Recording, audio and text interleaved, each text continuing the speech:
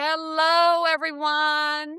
Welcome to Right to Independence. I have here with me Stacy Antain, the director and founder of Health Barn USA. Hi, Stacy. Hi, Trish. How are you Happy to today? be with you. I'm good. Good, good. All right, Stacy, you started Health Barn USA over 20 years ago. What Mhm. inspired you to focus on nutrition and children's health? Uh, when did you have your haha moment that led to this creation? I mean, it's been a journey. There's definitely been some aha moments along the way. But I was working in corporate public relations for food companies. Okay.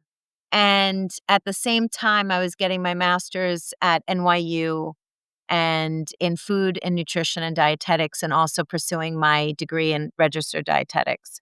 And I was in one of my master's classes, and one of the professors said that this would be like, there was a quote that this would be the first generation of children that wouldn't let outlive their parents based on lifestyle. And for me, it was like the big like pause. And for others, they were just copiously taking their notes. And that kind of stuck with me. I just thought, wow, there's like so much technology advancement, and science and medical, that lifestyle seems to be something that is really challenging for Americans, but especially children, to see that they would be living with chronic disease at a very young age. Just really, I just thought that wasn't acceptable, and I thought, okay, like maybe I could help make a difference here. Yeah. And then I was in the internship, and I saw children coming in the ambulatory, that they were getting weighed in. I'm sure some of the listeners here may may have had that experience. So if you're a child with weight, you see a nutritionist, you get referred to a nutritionist, the doctors recommend you sit in front of food models, you get weighed in. If you lost weight, great. If you didn't, they'll ask you how much rice you ate. And so I was watching this happen Hmm. as a intern, and I just asked the dietitian if there was a better way we could do this, because I feel that it would, probably have a eating disorder. Like, for me personally, Right. that would create an adverse effect. And she said, "No, this is the protocol. This is what we're doing." And then this is what began with, like, how could I make this better for kids? Right.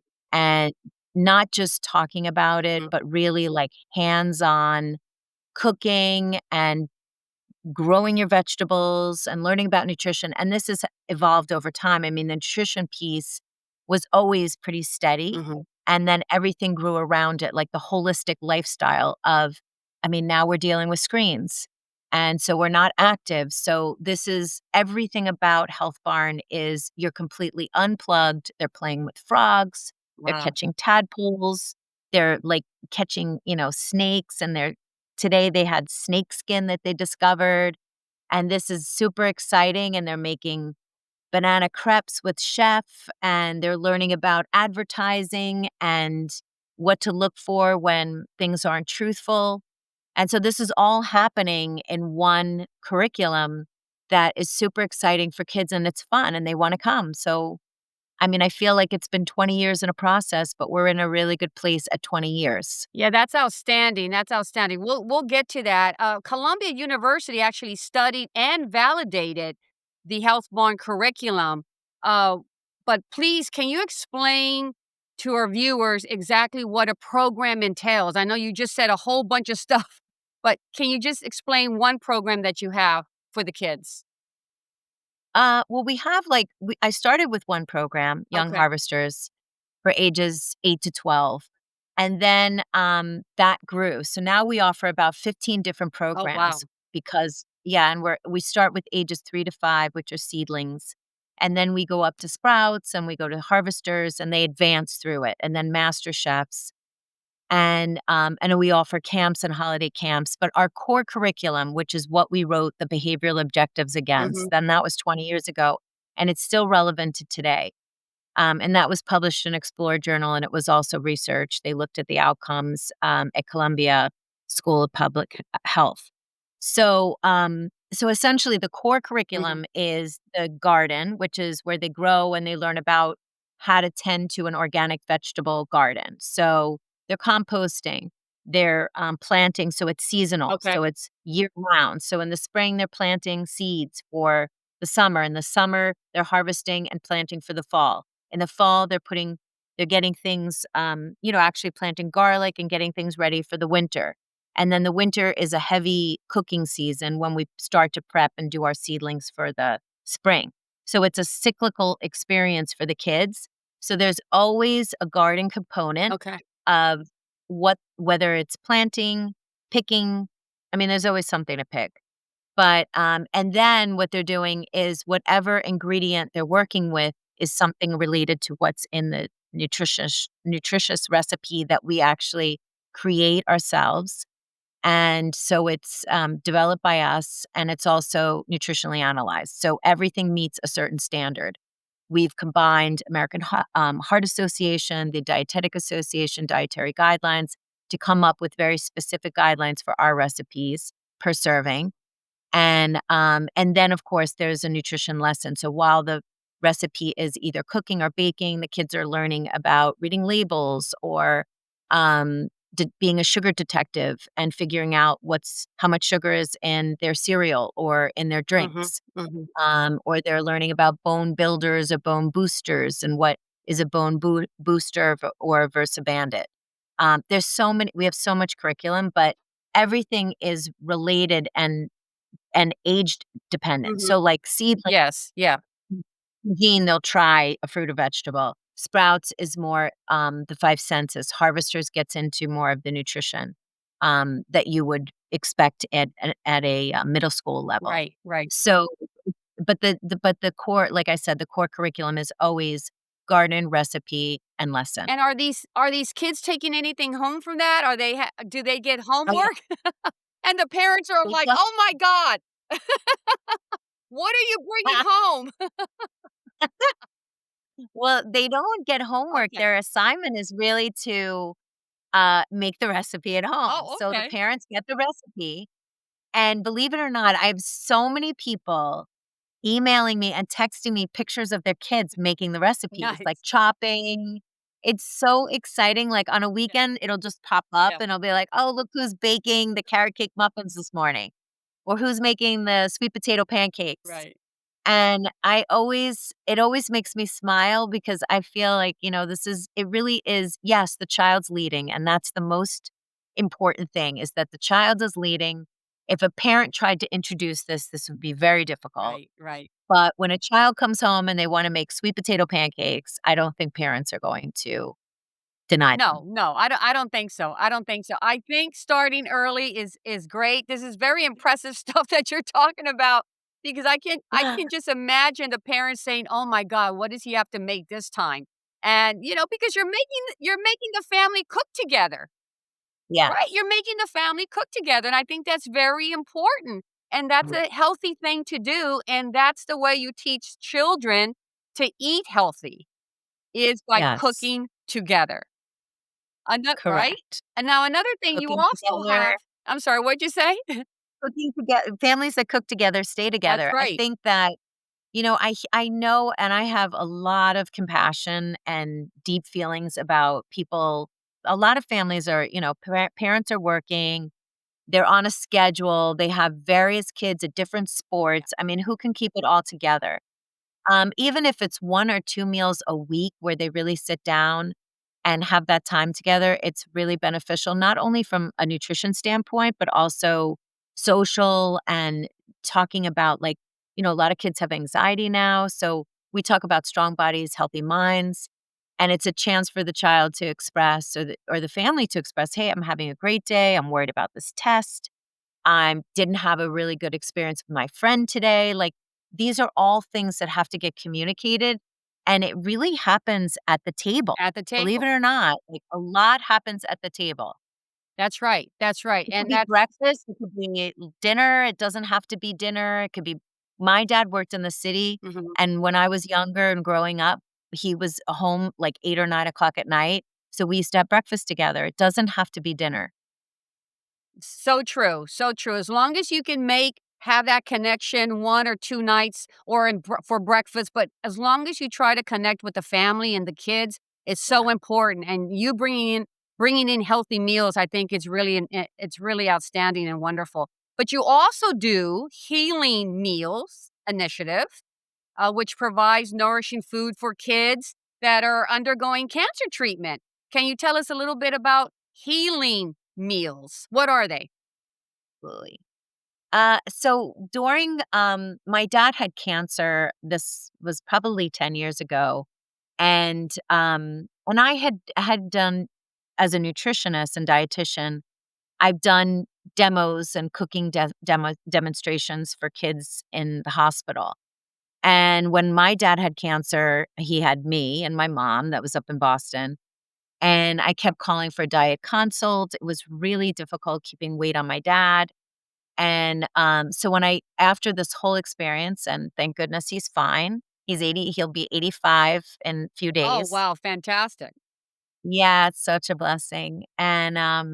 So I had a whole new perspective on this. I was working with social workers, and my dad was like, "Oh my gosh, thank God we had you and your mom, like, who cooks, to be able to get him the food he needed." It was really challenging, especially with side effects and stuff. So when Tomorrow's Children's Fund at Hackensack Hospital asked me to do a cooking demo again, I said, "You know what? I really think that it's not a great time to be educating families and children about nutrition. Like, what do you think if we tried to give it to them? Like, if we prepared the meals with volunteers and we froze those meals, Mhm. and those meals could be in a freezer on a unit. Like, this is an inpatient, it's ambulatory. So if your child's getting chemo or radiation, so the social worker would know, and it's for all families. It was part of it's actually part of the protocol. Like, for the dietitian as well as the doctors, they feel like, well, this is a better option than them going home and maybe going through Chick-fil-A or pizza. Right. Because I mean, it's really stressful. If there's one child that has cancer, there's other kids at home. And, I've heard parents say, when my child was diagnosed, the whole family's diagnosed. Mm. So the stress of that for a family is pretty incredible. So the meals we make, they're fit for families of 4. It's not for just the child. So we started at Okay. Hackensack. They said, "Okay, let's do it." I'm a dietitian. We put labels on it. It was through my book, Appetite for Life. We were making the same recipes we were making at Health Barn, but scaling them up. And then St. Joe's jumped on board in Patterson. And then during COVID, we couldn't deliver those meals because of obvious concerns about safety for children with immune systems. So we ended up redirecting those meals to food pantries and seniors in need. And so now, after COVID, we continue to provide nutritious meals for the largest food pantry in Bergen County, which is in Fairview. We do Ridgewood Social Services, we do Ridgewood Senior Housing, and we still do Tomorrow's Children's Fund and St. Joe's. So we have about 1,000 to 2,000 meals, soups, and snacks that go out a month. Based on We have a rotation of about 500 volunteers that help cook this. Wow. The whole operation is volunteer. It's Yeah. incredible. Yeah, that's amazing. You just mentioned it, Appetite for Life.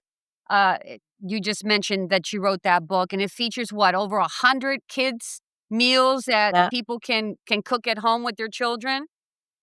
Yeah, 100 over 100 meals, plus it has the nutrition lessons that are core to our curriculum, and it walks you through a day in the life of a family and how to plan a menu, and it's broken up by breakfast, lunch, and snack. That's how it's all, like, operational, dinner, and we still use those recipes. Those recipes 20 years later are still used at Health Barn, especially during our camp, where we're preparing breakfast, lunch, and snack fresh every day. Wow. Wow. It's like, the Stacy, are you garden to funded? table. Or is Health Barn No, funded? I mean, the complete operation at Health Barn is funded through parents. Okay, They pay for tuition, just like registration, right. and then, schools. It's basically schools, and we take no, corporate No corporate sponsorships, funding. nothing. Wow. No. Unbelievable, unbelievable.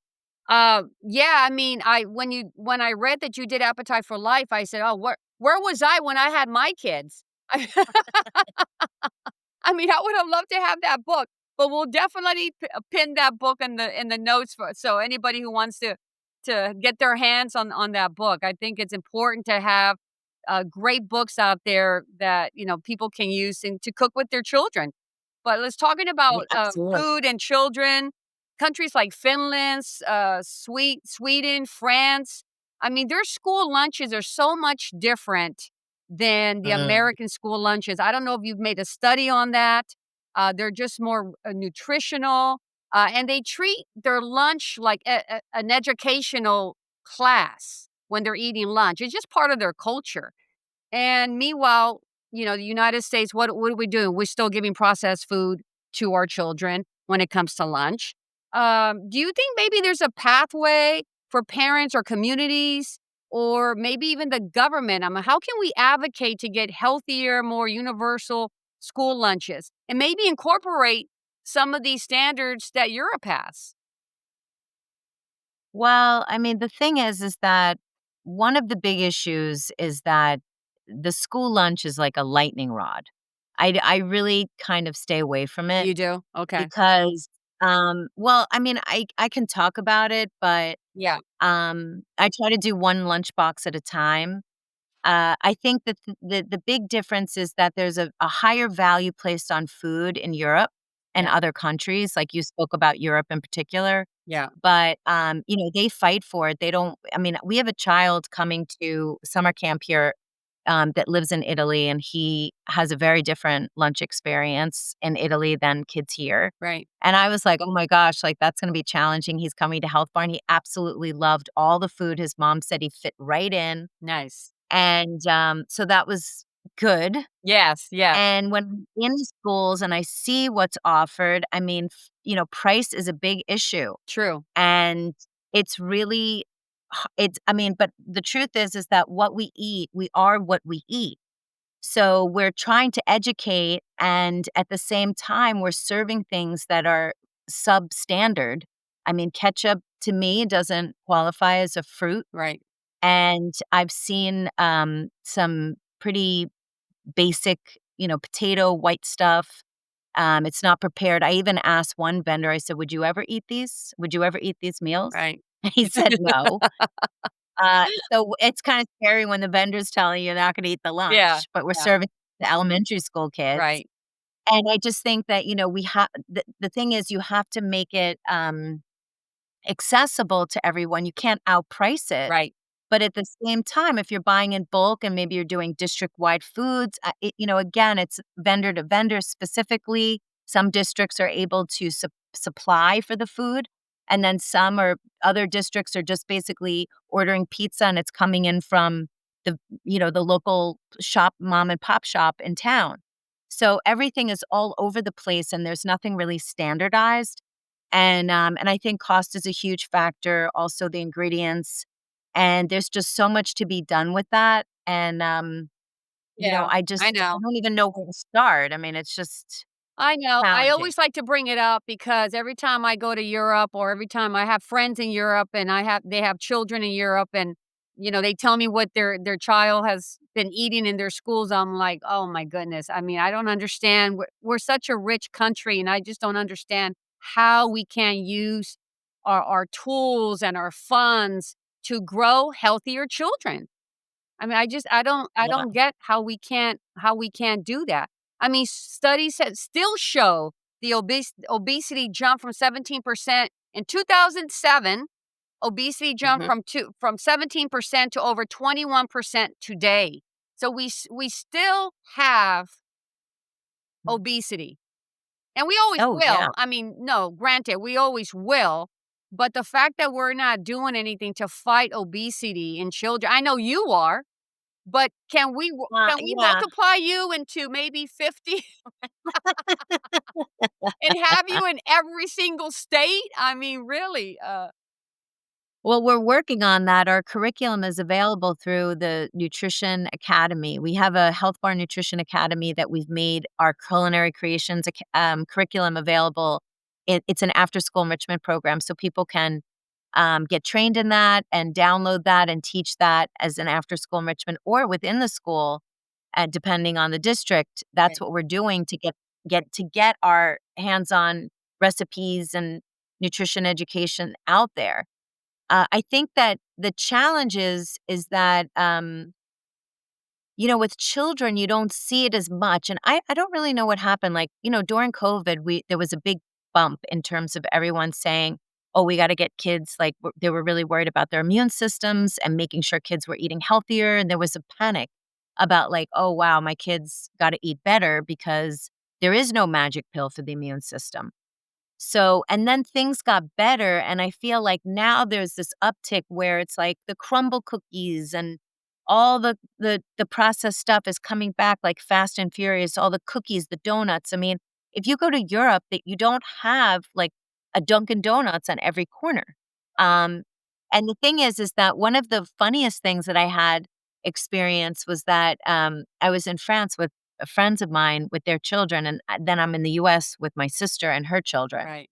And when we go to the beach, it's like out comes the cooler, loaded up, Yeah. drink, snacks, food. I mean, it's like an hour pack before we get to the beach. Yeah. We get to the beach, snacks. I mean, it's an all day thing, what's happening.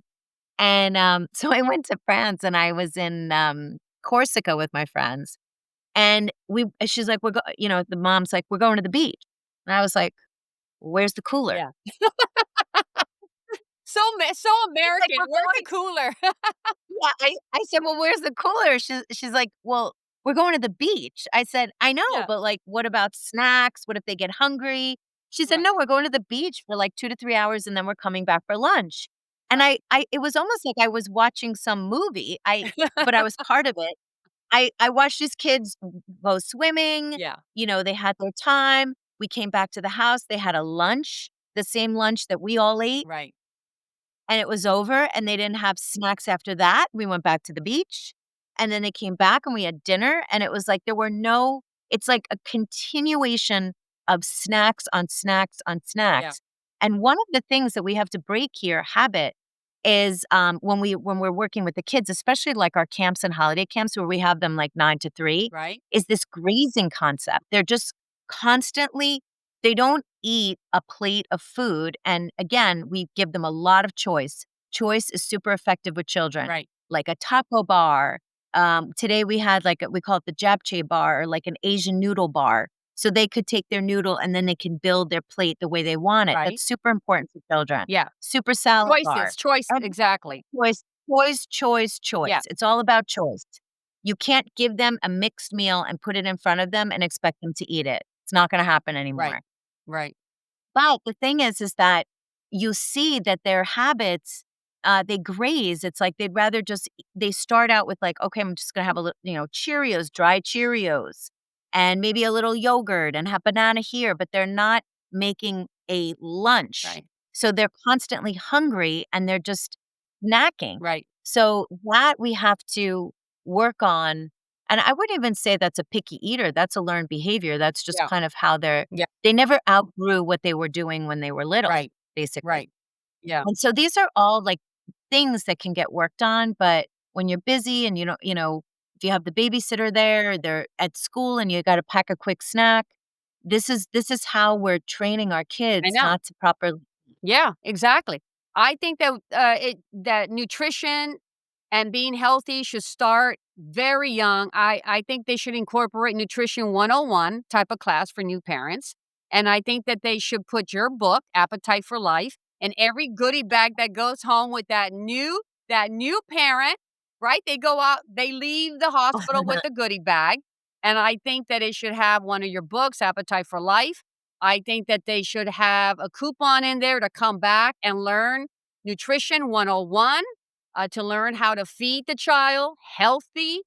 I think it starts in the home, and I do think that something needs to be added into not only the curriculum in school, I think that should be added too, but every new parent, when they leave the hospital, they should have a nutrition class 101 type of package and a Well, book. they're saying the nutrition should start as early as the mom gets pregnant. I mean, that is Yes. a critical stage for the child's development and the mother, Right. the both. Because 'cause you're not eating for 2. You're Right. not eating for 2. That's just bullshit. I don't know if some more Stacey, I don't know if you know, but I'm a personal trainer. I mean, I've been a personal trainer.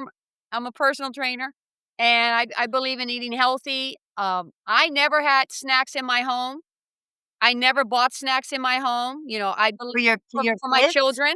No. Yeah, If my children were hungry after dinner, I'm like, you had dinner. You're still hungry? Grab an apple. But we yeah, tend not to eat after dinner. Friday nights, Saturday nights, we don't sit in front of the television with popcorn and candies and this or that. When we go to the movies, we don't hit the snack bar. And that's just right. a trained lifestyle. Yes.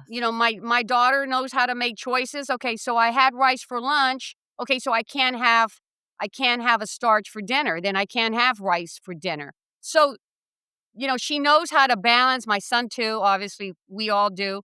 So we know how to balance the intake of food when we're eating. Uh, Well, the other thing is talking about balance, I mean, the balance should be, you could have quinoa instead of rice. You yes. could have a whole grain, so you should have a whole grain protein and, vegetables. I think vegetables should be really at the bulk of the plate, right? And the protein, but the problem is many children, it's the carbohydrate that's the center of the plate. Yeah. It's not even the protein. Many kids aren't eating protein. Lots of children actually have iron deficiencies. That's one of the leading deficiencies, especially amongst food insecure, because protein is not something that, pasta and all these other Right. foods. I mean, one of the shocking things was during the pandemic, Mhm. so they were saying, oh, there's no food at the supermarkets. And I went into the supermarkets and I was like, there's a lot of food in here that Right. I can eat here. No. And then I looked and it was like the pasta aisle was totally wiped out Right. with all the tomato sauce, and I was like, "Oh," Yeah. and chicken. I was like, "Oh, I guess I know what people are eating." Like, Right. you could have just seen it. Yeah. And, so I think that's the problem is these carbohydrates, it's a high glycemic level, you're up, you're down, you're starving. Right. A lot of times because we're not eating properly and we're not eating balanced meals, people are starving, like, constantly. They're always hungry. And then you get into this mind game. You're like, "I'm hungry, I'm hungry, I'm hungry," and you're thinking about food Yeah. all the time Yeah. because you never actually Right. satisfied yourself. Right. Never ate and you were like, "Wow, that was really good." Yeah. Like, when you eat something, you have a meal and that was super satisfying, you're not thinking about the next meal, like, like, way after. You're like, "Oh, I feel good," and then Exactly. Exactly. So, you're Stacy, peeing. do you make your own pasta sauce? Yes, I do. I do too. I do too. Uh, uh, is that on the curriculum? You teach the children how to make pasta sauce?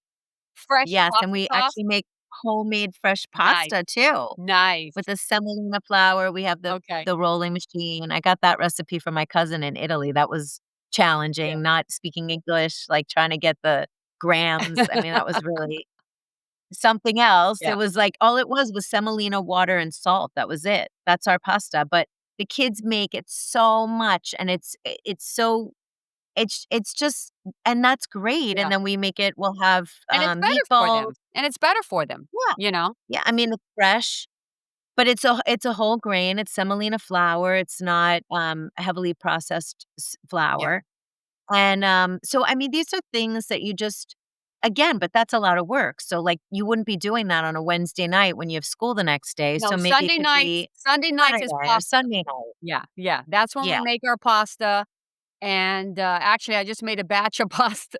My husband makes the pasta sauce. He loves making the pasta sauce, and, and it's fantastic. I mean, just fantastic. Another question about families being busier than ever, and, of course, eating processed foods.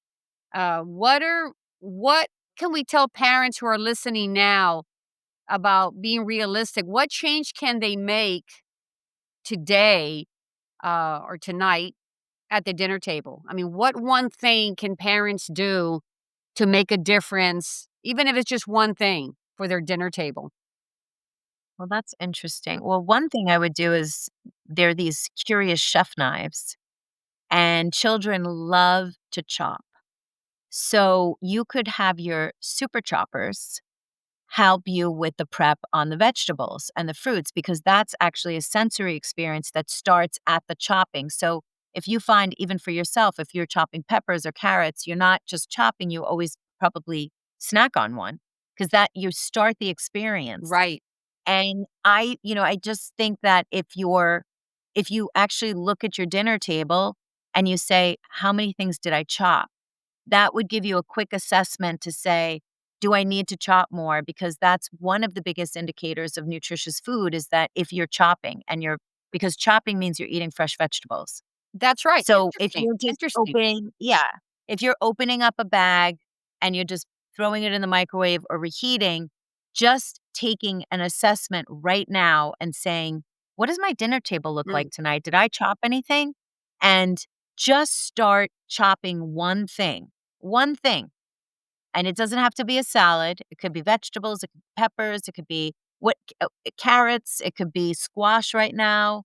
Anything that you are chopping to prepare in your meal, that means you're doing something good for yourself and your family because you're starting to cook that's fresh. right, that's right. Very good. That's a very good point, chopping, exactly. I actually have the chopper. What do you call that?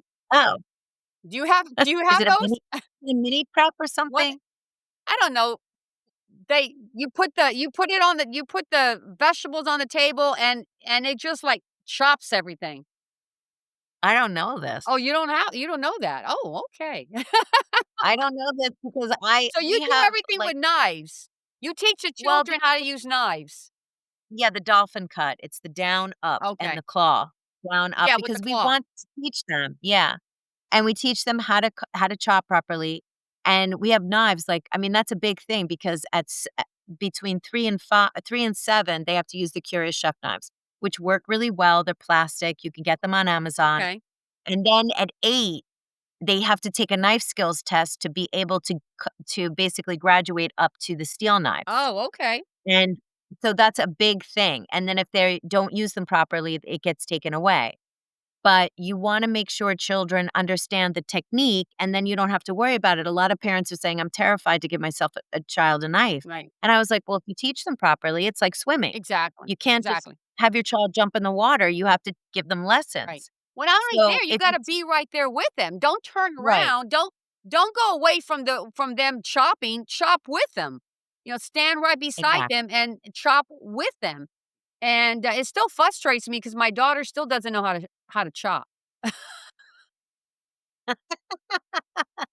Trish, you need to get on those Oh my gosh, lessons. she's such an awful chopper. Oh my god. Really? No, it's just lazy.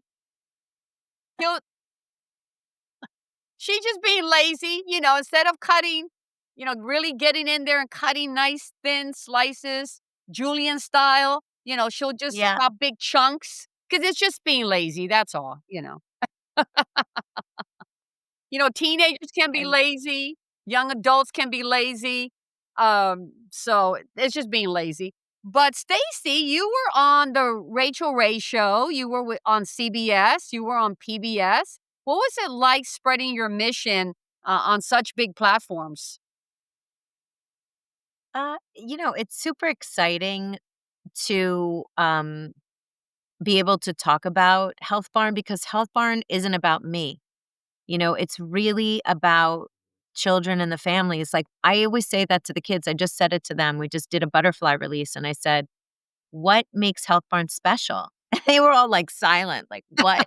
I was like, "It's you. Yeah. Like, if you weren't here, we wouldn't be here. Like, the counselors wouldn't have a job, like, you guys it's" and they said, "Oh, well, it's the community. We came together because we all love to do these things together."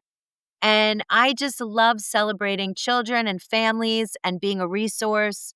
And I think that, that is really what Health Barn is all about. It's like a living organism that just keeps getting better and better because the kids want it to get better Right, and they give you ideas right, and they're excited about stuff and you're like, "Okay, they want to chop. We got to get them chopping. right. Oh, they want more choice, so we have to do this." And you just take their cues and you keep going and you're like, "Wow," and it works and you see it and you're like, all I need are that, when they pick that giant zucchini after this rainstorm and they're like holding it up like a Herculean effort, Yeah. right?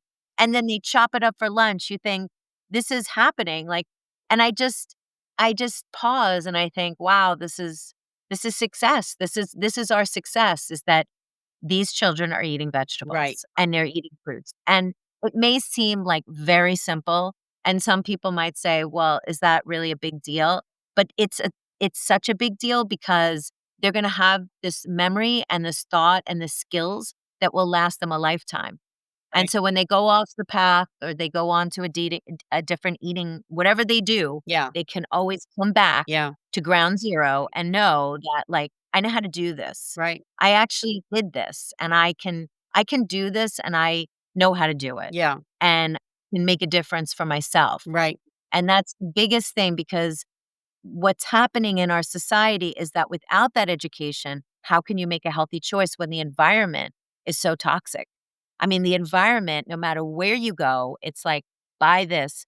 You go to, get this drink, frappuccinos. Everybody's got a designer coffee, the donuts, the cupcakes, the crumbles, the this, the that. People are waiting on lines to eat these giant cookies. I'm like, oh my gosh, Right. this is so crazy, right? And you know what? It's okay if you wanna do that, but not every day. Right. And then you get Exactly. yourself into this funk Exactly. and, you go to Staples, there's Twizzlers, there's Sour Patch. Wherever you go, there's food at the checkout. Yes. It's almost Right. impossible to not M&Ms. Right. I mean, almost impossible to say no. Okay, And well, I have then to disagree with you on that because it is possible to say no because the yes, I know, parents but have it's to take hard. the initiative. The parents, Yeah, it all comes back to parents and the way they're raising their children to be healthy and fit and strong. It's all up to the parents to teach the child how to eat properly and have willpower. You know, yes. my son ever wanted a Snicker bar or a candy bar. I didn't deny it, but I also had Right. him eat half of it and save the other half. Okay. That's willpower. Wow, you're tough, Trish. Yeah, that's willpower. You're tough. But, that's what teaches the children willpower when they're younger, so when they do grow up, into young adults and they're able to have willpower to say no to other things, Yeah. correct? Yeah, I mean, I grew up like it was funny, my mom never allowed soda in the house, and we had orange juice, and I wanted soda so badly, and then I finally tasted it, and I was like, "Oh, this is not good at all." And I remember wanting, like, mac and cheese so badly, and I never had mac and cheese. It was like mac and cheese, mac and cheese. And then I got to college, and it was like all my roommates had mac and cheese, the box mac and Yeah. cheese, and then I had it, and I was like, I wasn't missing anything, but I just thought I was, Oh, so you didn't have the and 15-pound gain? What do they call no, it? The I know I didn't do it. I mean, because I didn't like the food. It was so Yeah, interesting because I yeah. didn't have that palate. Right. But I think that I think that it's tough these days because there's peer pressure. It's like the same thing that is happening with the phones. It's like, there's teens and screens and it's like, okay, when do you allow your child to get a phone or a watch or whatever? And there's a whole movement around parents that are saying, we want to delay this. We don't want them to have access to this. It's the same thing as Right. food. Same It's thing. the same thing. Yeah. It's like what and it's but it's just like who wants to have a battle, like, every day with your kid? If it's not a screen, then This it's is the why you food, it's give them this. choices. This is why you give Yeah, children choices and you allow to have for them to have the treats on the weekends. It's yeah, all balance. It's all balancing, when it comes to teaching children right from wrong and how to eat. It's all starts in the family, it all starts in the home. Stacey, on a serious note, I know you're very blessed to be surrounded with great communities.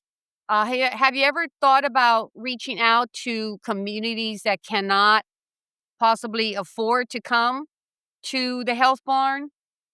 That's why I asked you if well, you were we being funded, because it would be great if we can get other communities that wouldn't have the opportunities yeah, to learn. absolutely, we definitely Yeah. have we have scholarships through the Health Barn Okay. Foundation, The other way that a lot of kids come to us, especially in Ridgewood, is that we have school field trips. So, the schools actually come to us for field trips from all I mean, it's extremely diverse. And it's a wonderful experience because it's hands-on for the 2 hours. They're in the garden, they're composting, they're eating vegetables, they're making smoothies, they're growing, peas in pots that they take home, they can grow food at home, and they're playing the seasonal food game. So we have the schools are I mean, we are full, like, You're we are talking about completely schools out sold of this out. community. You're talking about other schools from other Oh, communities. yeah, Okay. we have schools from New York City, we have schools from Westchester, we have schools from, different counties, Do you have from Patterson? Patterson, Do you have Elizabeth, Newark? Do you have those we have type of Newark, we communities? have, Jersey City, Okay. we have Bayonne. I mean, we Okay. those k Beyond so basically those districts, Fairview, they're bringing in the children, and we are completely the spring is our high season, and even in the fall, we're doing, like, harvest field trips, and we are super busy, and that's a really important way because that's even a way for anybody because think about it, it's like, okay, we get a child let's say we get a class of 10 here, right? But you could have an entire 5th grade group out of, let's say, Patterson, and that's 110 kids that would never have exposure to this, exactly. and Exactly. This is why I'm super asking. effective yeah, on the field trips. So that's field trips is definite and assemblies. I do school assemblies, try it like it, super salad bar. I go into the schools and that I've traveled. I've gone to California, Pennsylvania, Massachusetts. I've done districts in a lot in Pennsylvania and Massachusetts. I did this in Milton district, but basically the assemblies is another way to get us into the school and in a large, impactful way with large groups of kids. Mhm. Okay, good. I just wanted to ask that because it Well, no, that's a really good I mean, yeah. that is like the $1,000,000 question, right? Because you wanna make sure that every kid has access, which Absolutely. is I why yeah. I yeah, think which it's is why I was important. mentioning yeah, well, that's why I mentioned also the Health Bar and Nutrition Academy and the Culinary Creations, because that curriculum can get, like, really fast, just train the teachers and they can teach it, and that was a way to get this out, like, immediately because, it's a lot to think to do another health barn somewhere else. I tried that You concept. did? Okay. 'Cause I was gonna I ask did you try it. what do you have ahead, for the next 20 years? I mean, what's your vision for the future? The future is really, I think, online. I mean, I think we're gonna keep Health Barn going. We have Okay. a wonderful relationship with the Village of Ridgewood, who's our landlord here at our, I call it like our, campus. I mean, it's beautiful here.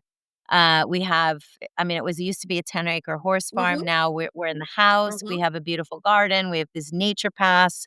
We're completely committed to staying, and I feel like this is our home, and then from there, we're just going to take what we have and package it and make it available through the Health Bar Nutrition Academy.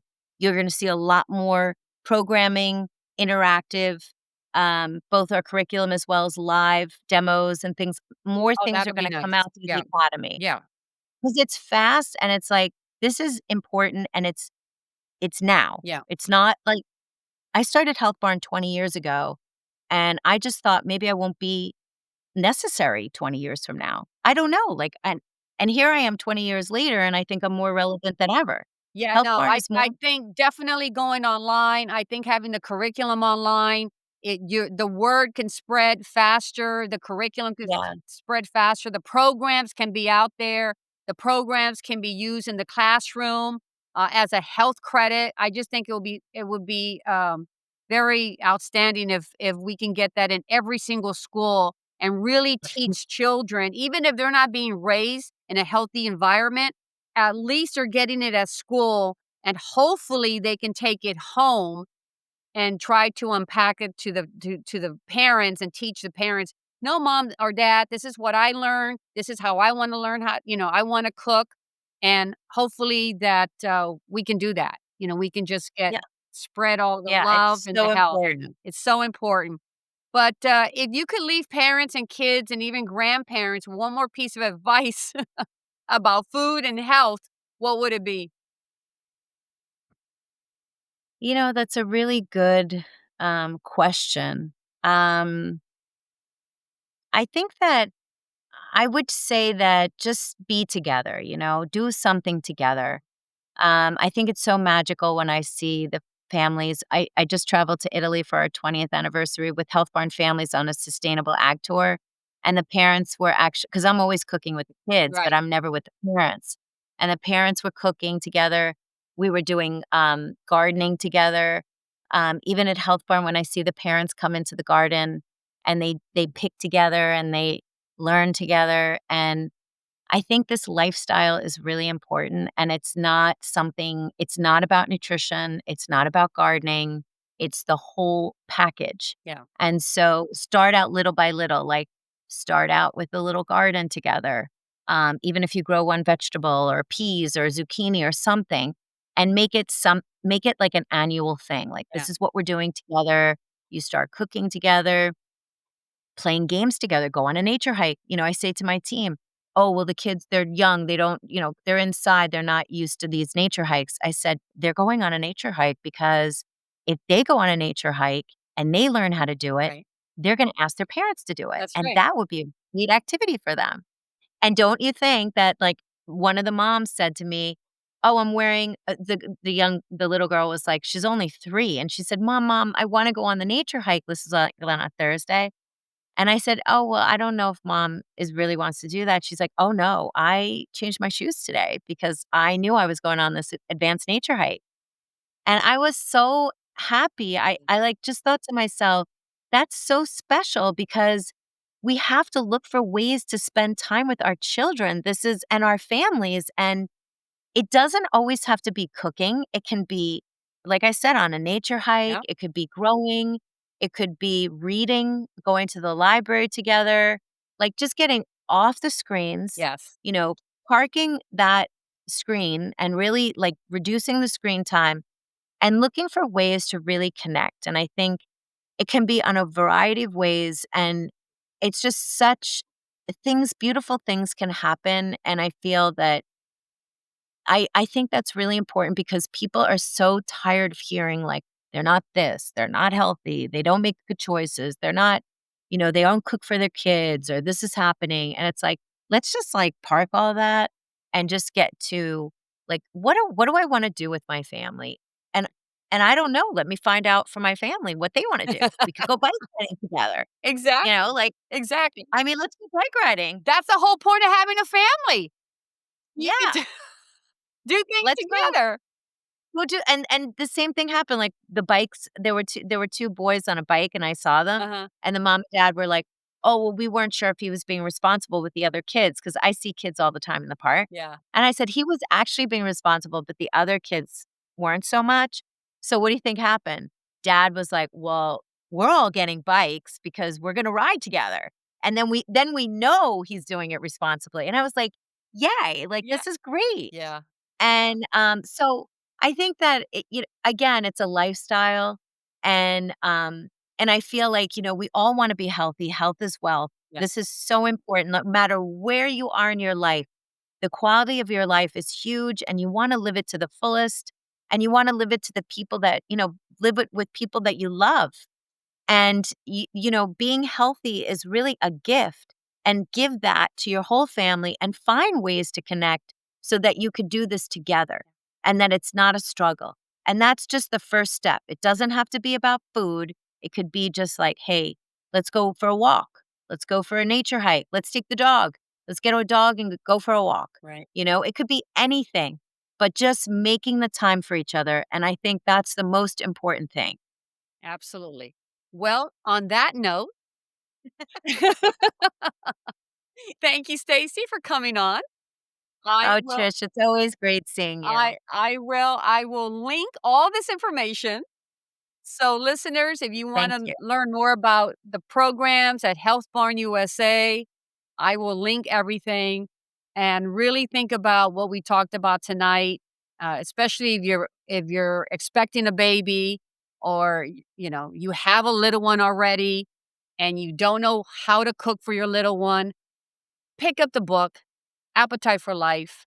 It'll teach you how to cook with your children. and it'll get you in the right path to having healthy, strong children. Thank you, Stacy. Thanks, Trish. Okay. Bye-bye. Ciao.